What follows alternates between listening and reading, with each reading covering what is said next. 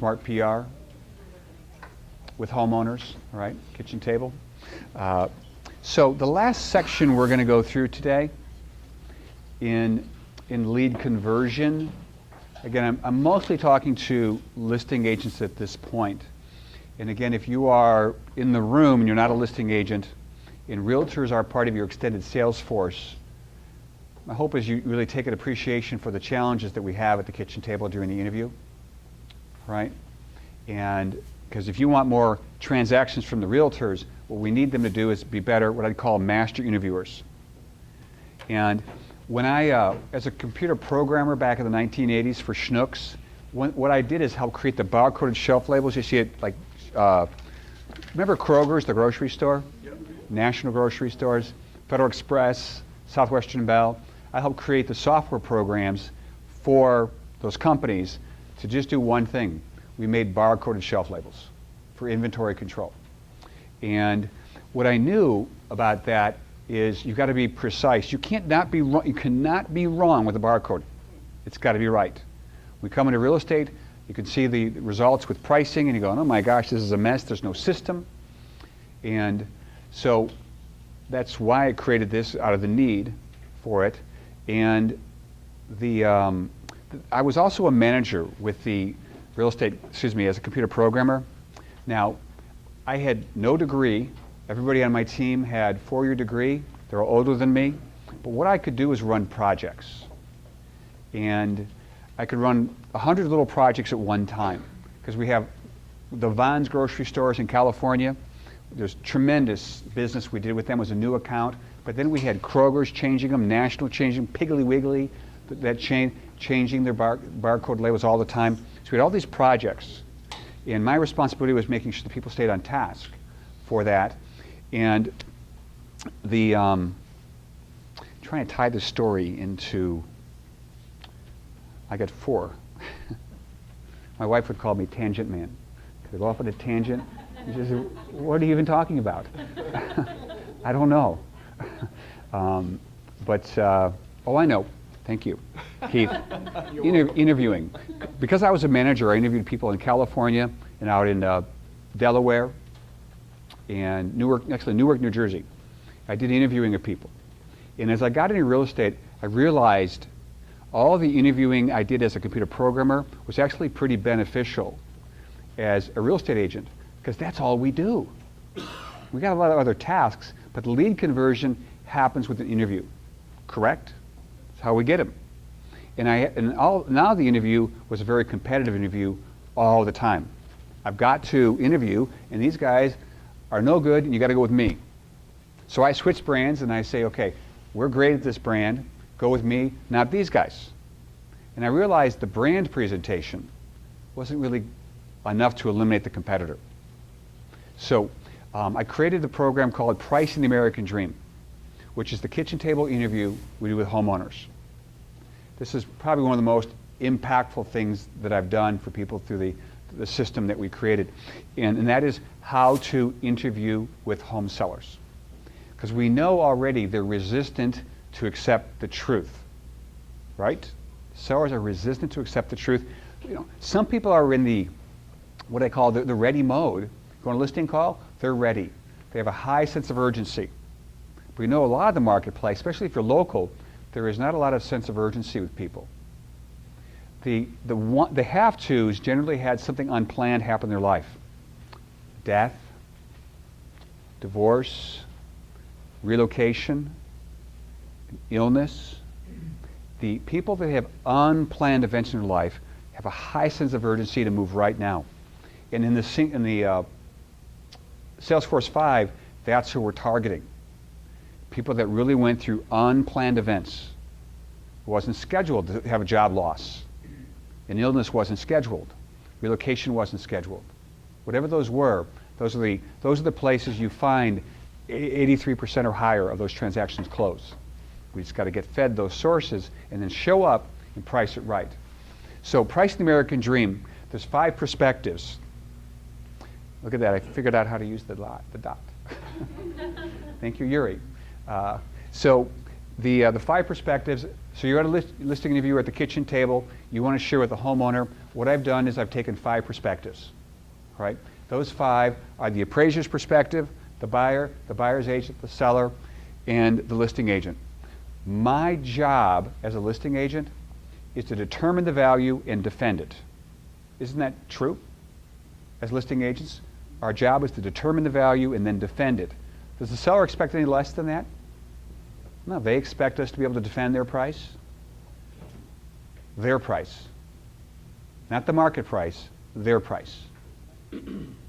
And so we've made this presentation. We start off with that. I'm going to back up a couple screens here. And I'm going to talk to you about a comp that I created. And yes, I named it after me. And they're called Bryan comps. Bryan comps are based on the economy. Regular comps are based on style, and they closed, what, 6 months ago in a similar region. It's a typical comp, right? However, Bryan comps do not care if we're the same style property. What we do care is they have the 4 following criteria. They were bought under the 4 following conditions. They're in the same radius or location, but they don't have to be the same style. I had my house appraised recently, and on it, excuse me, it shows the appraiser used only the same style as my property. And they had to be what? Recent comps, right? And Bryan comps don't have to be that way. Be in the same area, but not the same style. 2 stories and ranches mix fine with this, all right? Doesn't really matter. They were bought around the same year the subject was. So I bought my home in 1998.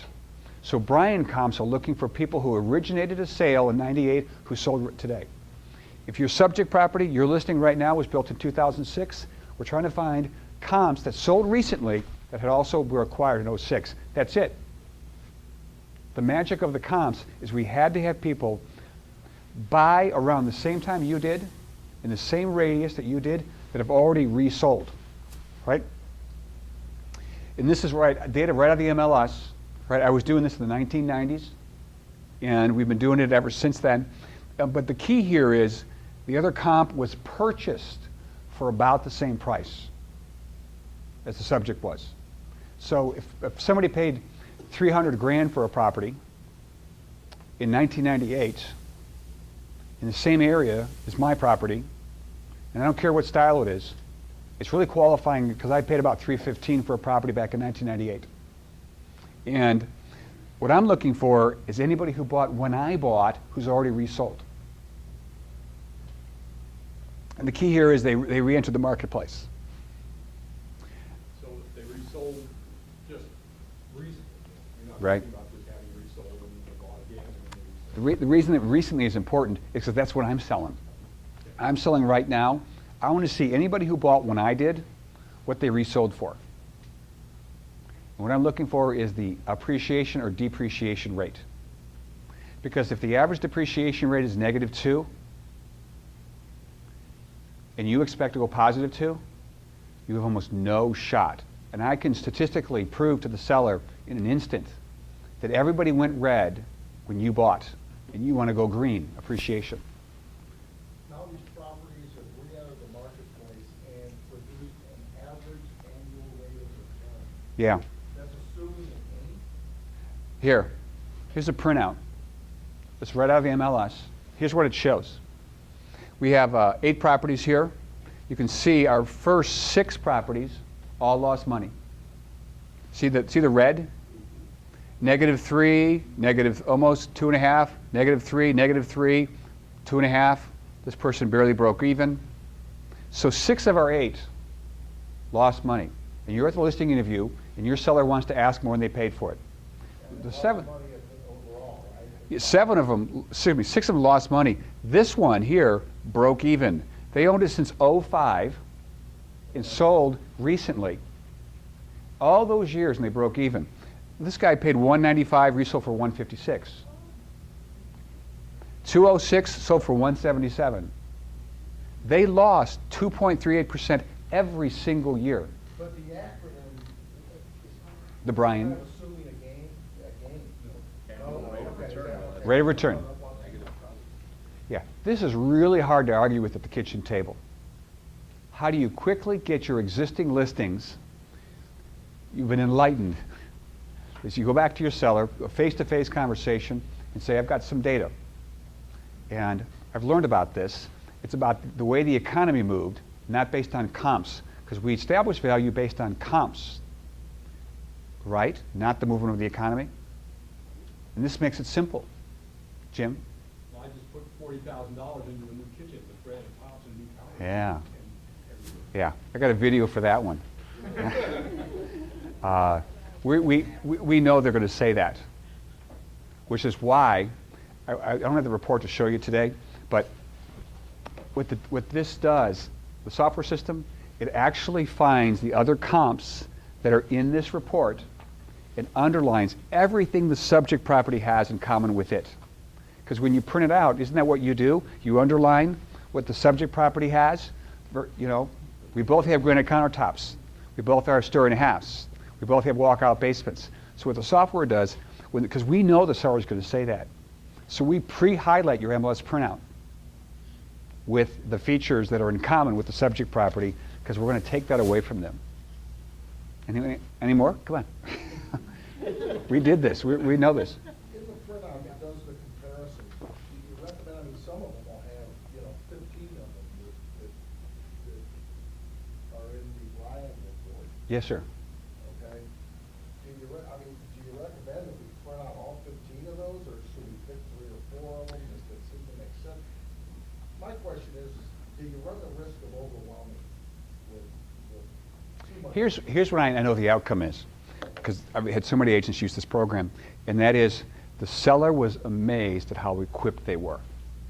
First of all, I'm really amazed, and what's going to happen is they may not follow all of it, but they're convinced that you know what you're doing. Convinced that you know what you're doing. And I'm using it with some success, so it works. Brian, Well, thank you, Jim. when you say the software, what's the software? This precise pricing. Precise price. This is what was one of those things in the order form. Now, you can do this stuff by hand.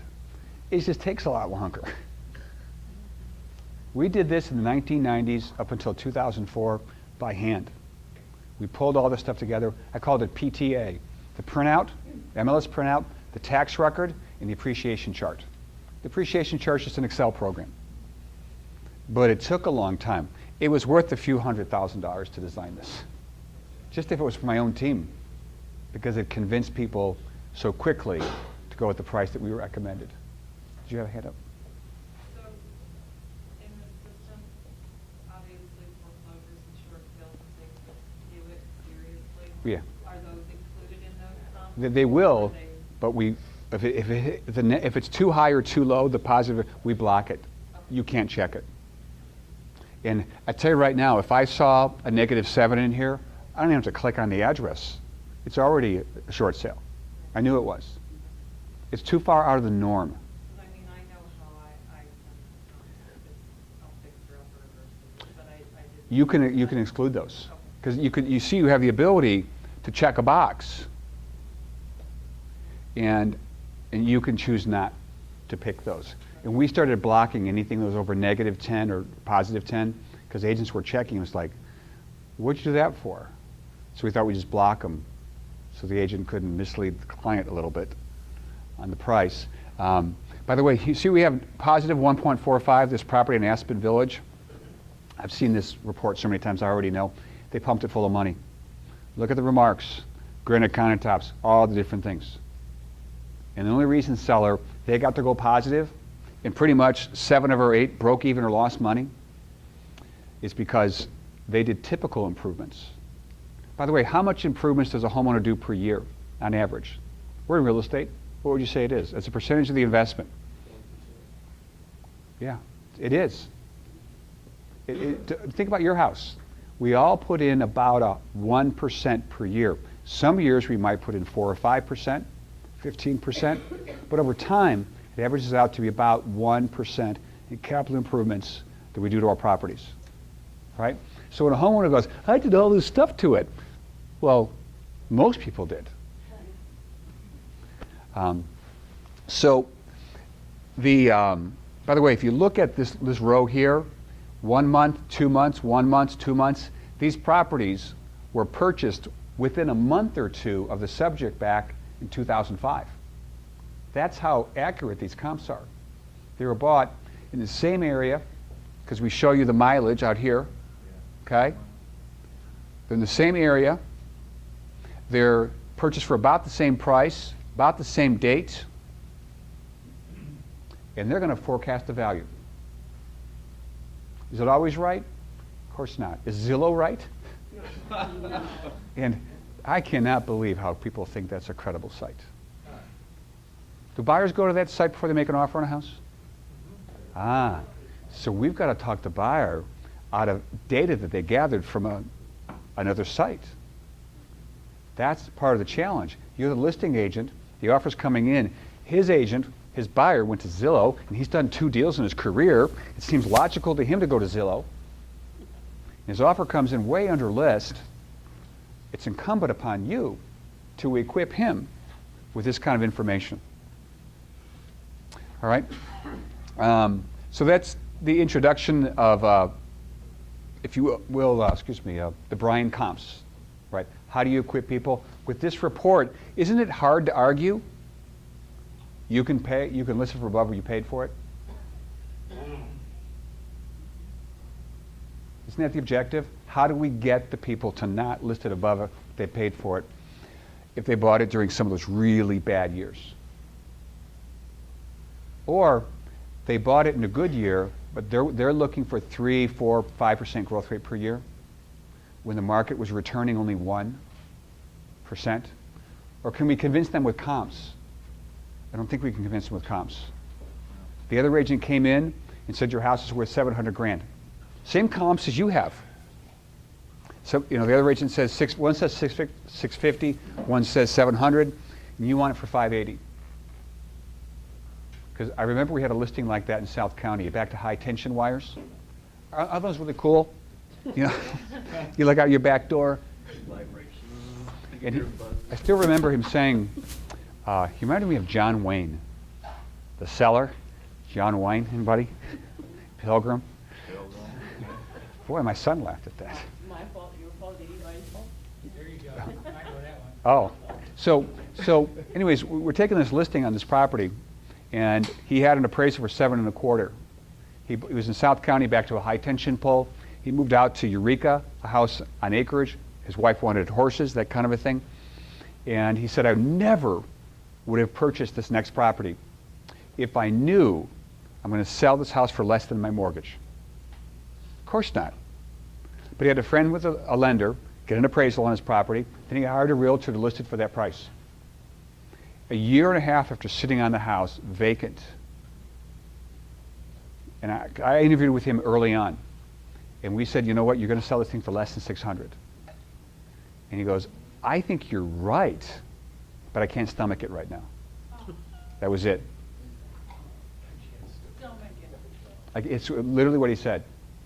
One of my last listings was about 1.2 million off of Kerrs Mill, and I was his third agent. He started at around 2 million, and I showed that he was the CFO for a large financial planning company. So you'd think he'd get it. I said, Scott, you're asking 15% growth rate every year you own this property, and you bought it directly from the builder, Fisher Frichtell. And I said, you had to steal this property to get that kind of gain. He said he did. And I said, you're probably right, and I'm wrong. $9,000 a month, 2 years on the market. We get the listing. He sells it for $500,000 less than the mortgage. He owed $1.7 million on it. We got 1.2. But I was able to convince him where anybody else wasn't. Now, I couldn't do it right away, but at least I didn't have the part-time job. Some other agents with other brands were doing great marketing programs. Brian, how far back does this go? 1998 is how far back this goes. 1998. We're tied to MLS. Oh, that's right, okay. Right. All right. This report, this is a shocker for home sellers. Up here at the top, it says if you want to get your asking price in the market right now, you're just going to have to wait 5 years and 1 month. Because what the software does, it projects out how long it will take for your house to get back to the value you think it is.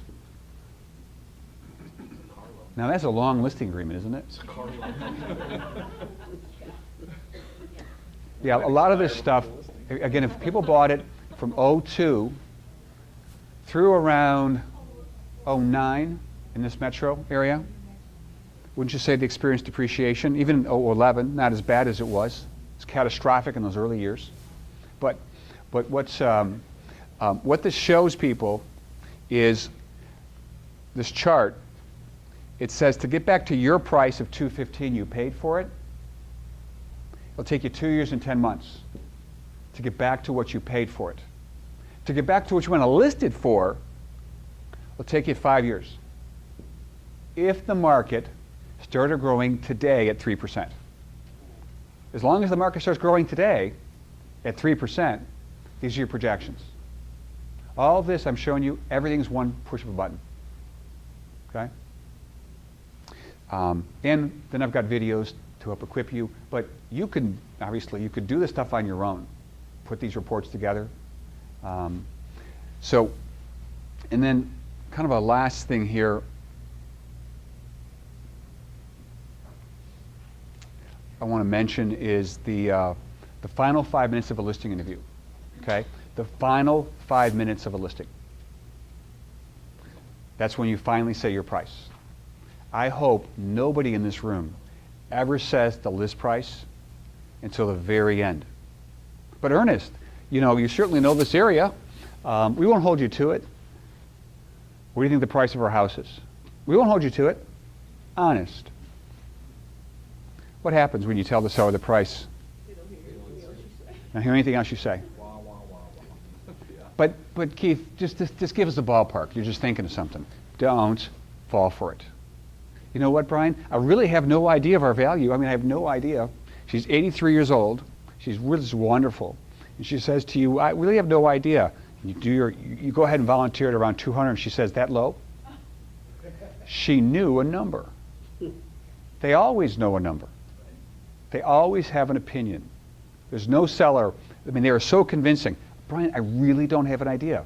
100 grand. Well, that's too low. You have a number in mind then. They always had a number in mind. And I learned never to volunteer my price until they did theirs. The final 5 minutes of this presentation is huge, where you're going to give the sellers a blank piece of paper, and there's two people there, and you're going to ask them both to write down the number they're thinking of. If you follow this whole presentation, they will comply. They will put the price down in that final 5 minutes. And this is a little bit like counseling, marriage counseling. They both have an opinion. And what I want to happen here is at this counseling session called pricing therapy, I want you to express your opinion. Why are you smiling? You're laughing. I like that pricing therapy. It's pricing therapy, because they're not going to abuse me during this next stage of the relationship and having an overpriced listing. Jim? But Ryan, this is why we brought you here. We don't really, That's okay. When you walk through the whole Pricing the American Dream presentation, the final I couldn't do it all today in the time, but with high confidence I can tell you, you will get, I've had CEOs of companies at presentations, and the spouse there as well, they will play the game as well. If you go through this presentation, here's what I've had agents say to me: don't mess with my pricing presentation. I got that thing down to 10 minutes. I got that thing down to 10 minutes. I'll do coaching with you, just don't mess with my pricing presentation. It's like, man, that's why you're a mess. It is your interview. It's the way you present things. And so when we do this presentation correctly, at the end of what happens is they will play this game, and all we're going to do is put a pen in front of each of them. Okay? So Corey and Mr. Nash here. If we're at the kitchen table together, you own a property, and so this is the final 5 minutes. What I'm going to do now is share my price with you guys. Okay. Right, I'm going to share my price, but here's what I'm going to ask you first. I'm going to write down my number right now, what I'm thinking, because I had a number in mind, but it changed based on me in my mind's eye, I'm the listing agent. My number changed a little bit based on representing it to you all and hearing some things and learning some things, whatever the case. So I'm going to write down my number, okay? Yeah. And I'm going to write down my number on this page, okay? And I'm going to give you both a blank piece of paper. I'm going to say to you both, if you don't mind,